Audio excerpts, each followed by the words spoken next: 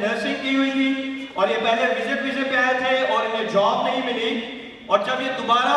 second time में visit वीजे पे आए और इन्होंने खुदा के खादमों से दुआ कराई,